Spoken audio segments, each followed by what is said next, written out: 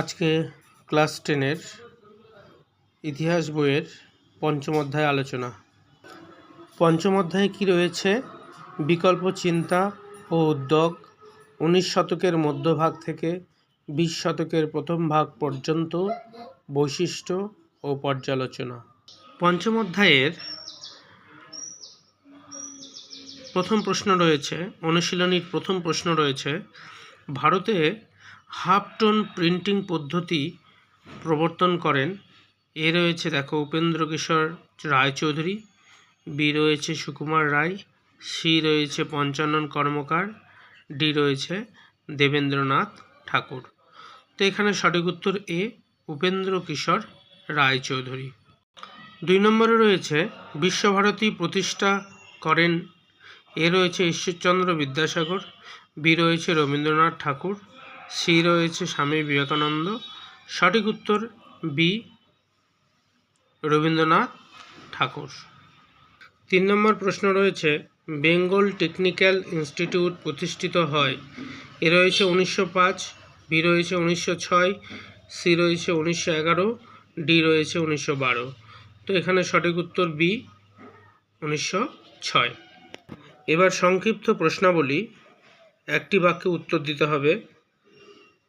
1 নম্বরে রয়েছে, বাংলা ভাষায় প্রকাশিত প্রথম চিত্রিত গ্রন্থের নাম লেখো। তো এখানে দেখো, বাংলা ভাষায় প্রকাশিত প্রথম সচিত্র বাংলা বই হলো ভারতচন্দ্রের অন্নদামঙ্গল। তো হয়ে যাবে, সঠিক উত্তর হবে অন্নদামঙ্গল।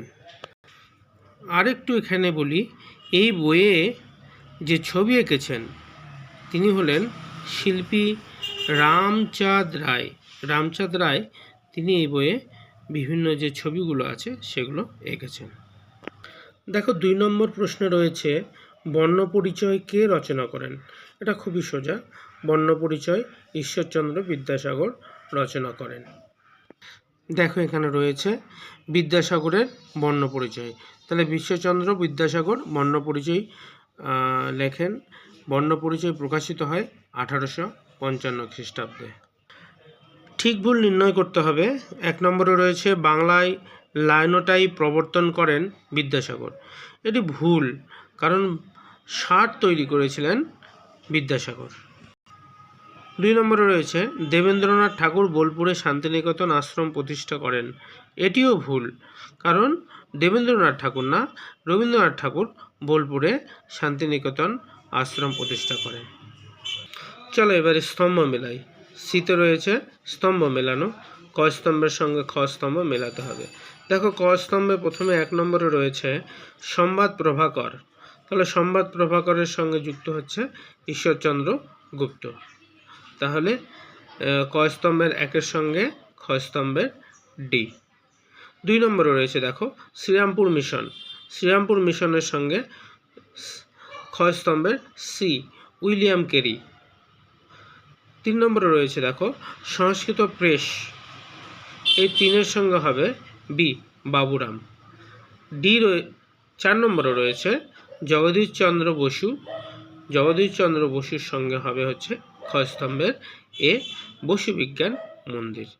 তাহলে এখানে পরিষ্কার হলো, 1 নম্বরের সঙ্গে হবে ডি, 2 নম্বরের সঙ্গে হবে সি, 3 নম্বরের সঙ্গে হবে বি, আর ডি 4 নম্বরের সঙ্গে হবে এ। ভিডিওটি দেখার জন্য ধন্যবাদ।